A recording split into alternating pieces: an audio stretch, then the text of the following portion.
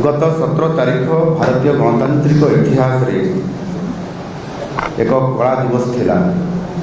तर कारण होछि एही दिन कांग्रेस दल नेतृत्व में विरोधी दल देशर कोटी कोटी महिला स्वप्न को चुरमार करने सहित संविधान 131तम संशोधन को सामाने लोकसभा पराजित करी हार को सामाने हसी हसी उत्सव भाव पालन करिसेंती। देशर महिला प्रकृत हार नुह, यह समानकर अहंकार, यह होछि अपरिणाम दर्शितार हार एवं निश्चित भाव में तार उत्तर आगामी दिन में ये भारत वर्षर नारी शक्ति भोट देवा समय निश्चित भाव में से ताहार उत्तर देवे।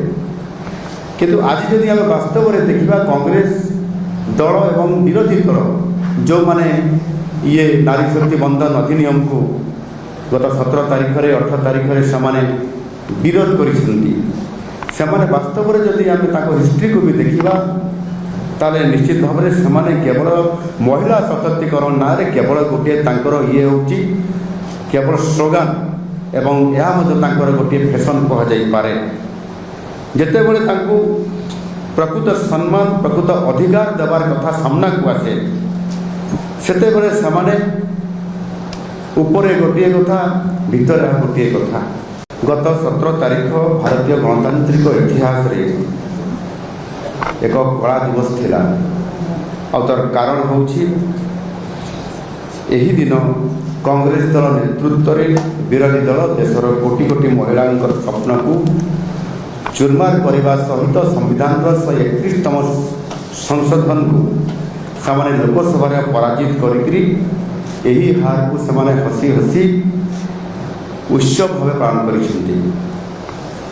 देशर महिला प्रकृत हार नुह, यह समानकर अहंकार, यह होछि अपरिणाम दर्शितार हार एवं निश्चित भाव में तार उत्तर आगामी दिन में ये भारत वर्षर नारी शक्ति भोट देवा समय निश्चित भाव में से ताहार उत्तर देवे।